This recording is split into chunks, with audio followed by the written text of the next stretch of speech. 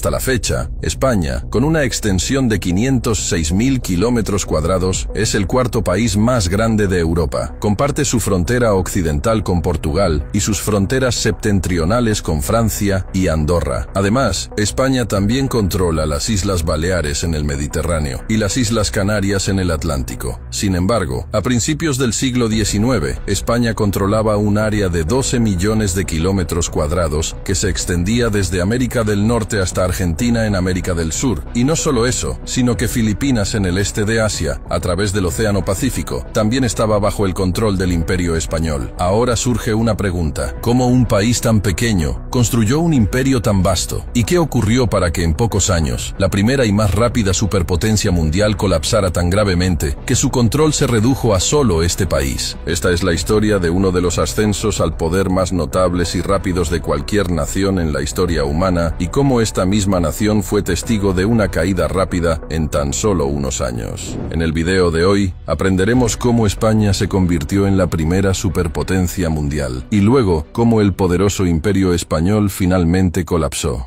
Volvamos al siglo VIII, cuando esta península ibérica estaba bajo control musulmán y se conocía como Al-Ándalus. Los musulmanes gobernaron la península ibérica durante aproximadamente 800 años, y aunque este periodo estuvo marcado por un desarrollo significativo en la ciencia, la filosofía y la arquitectura, el imperio musulmán enfrentó continuamente la resistencia de los cristianos, conocida como la Reconquista. La Reconquista consistió en batallas que duraron siglos, donde los imperios cristianos circundantes intentaron expulsar a los musulmanes de la península ibérica. A finales del siglo XV, los cristianos habían recuperado el control del 90% de la España moderna, y el dominio musulmán se limitaba solo a Granada. En ese entonces, España estaba dividida en 3 reinos cristianos y 1 islámico. Luego, en 1469, para fortalecer el control cristiano y finalmente expulsar a los musulmanes de España, la reina Isabel del Reino de Castilla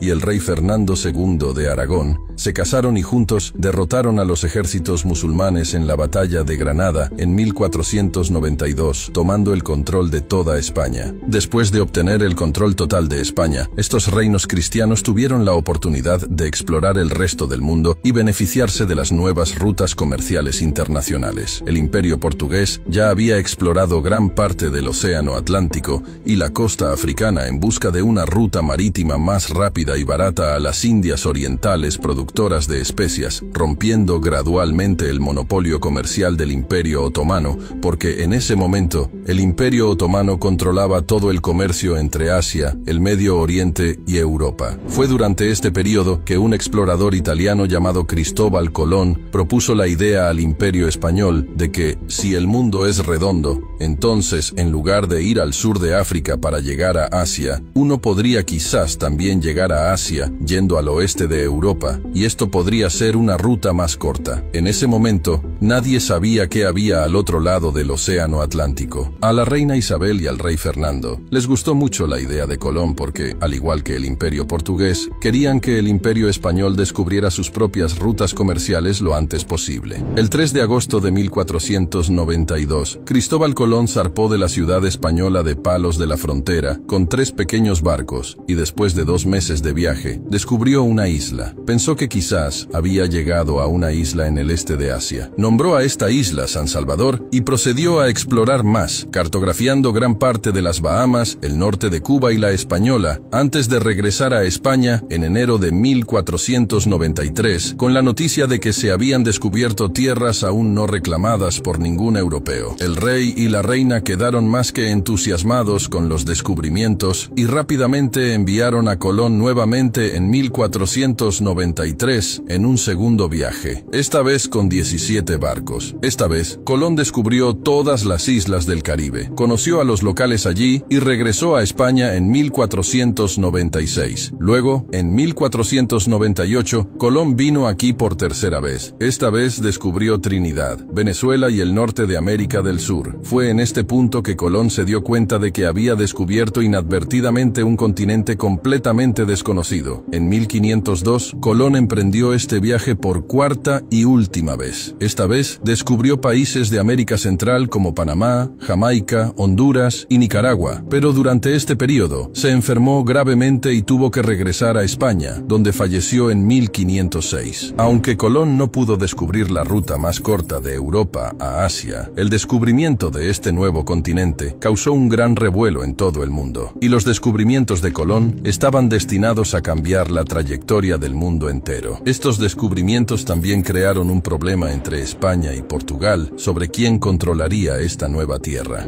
Para resolver esto, se firmó el Tratado de Tordesillas entre los dos imperios, según el cual el mundo fuera de Europa se dividió a lo largo de estas dos líneas. Toda el área coloreada de amarillo quedó bajo el control del Imperio Español, y la zona central quedó bajo el control del Imperio Portugués. Por eso, a pesar de estar en América del Sur, Brasil se convirtió en parte del Imperio Portugués. Y hoy en día, cuando se habla español en toda América del Sur, Brasil es el único país de América del Sur donde se habla portugués. Después de este tratado, el Imperio Español comenzó a establecer asentamientos permanentes en este nuevo continente. El primero fue la ciudad de Santo Domingo en la isla de la Española, y luego, gradualmente, hacia el año 1515, otras islas del Caribe y América Central también fueron habitadas por españoles que se establecieron allí, y Cuba se convirtió en la sede de este floreciente imperio español. Por otro lado, la exploración del resto de América continuó. Cuando los exploradores españoles llegaron a las islas de Yucatán, comenzaron a escuchar informes de un imperio rico y poderoso que se encontraba en algún lugar hacia el oeste, y para explorar esto, un explorador llamado Hernán Cortés desembarcó en la costa de México en 1518 con unos pocos compañeros. En ese momento, el poder nativo preeminente allí era el Imperio Azteca, que gobernaba gran parte de lo que hoy es el México moderno desde su capital, Tenochtitlán, una vasta ciudad construida sobre un lago y accesible solo por enormes calzadas artificiales. Después de continuas batallas durante 2 años, Hernán finalmente capturó Tenochtitlán en 1520. Esta es la misma ciudad que más tarde llegó a conocerse como la Ciudad de México. Sin embargo, aquí se estaba gestando un gran problema. Los españoles habían traído muchas enfermedades con ellos, a las cuales la gente local no tenía inmunidad, lo que estaba resultando en la muerte de millones. Ahora, justo cuando el Imperio Español había tomado el control del lado norte, recibieron noticias de que había muchas civilizaciones avanzadas similares a los aztecas en América del Sur también. En ese momento, toda el área a lo largo de la cordillera de los Andes, donde se encuentran hoy Perú, Ecuador y Bolivia, estaba gobernada por la civilización inca. En los siguientes 12 años, el Imperio Español también capturó toda esta área, y el mayor papel en su victoria aquí fue debido a las enfermedades que trajeron de Europa. Dado que la mayoría de la gente local murió a causa de estas enfermedades debido a la falta de inmunidad, quedaron muy pocas personas para luchar contra los españoles, lo que facilitó que los ejércitos invasores capturaran las ciudades. A finales de los años 1530, el Imperio Español había llevado toda esta área resaltada en amarillo bajo su control, pero el área donde se encuentran Estados Unidos y Canadá en América del Norte aún no había sido descubierta. Solo en 1539, un explorador español llamado Hernando de Soto cartografió gran parte de los territorios a través de Florida, Georgia y Texas, pero el Imperio Español no estableció oficialmente ninguna colonia allí. Mientras todo esto sucedía en América, al otro lado del Océano Pacífico, el explorador español Fernando de Magallanes descubrió estas islas en el este de Asia, conocidas hoy como Filipinas. Para los años 1570, el Imperio Español también había tomado el control total de Filipinas y ahora estaba atento a la geopolítica asiática. En el siglo XVI,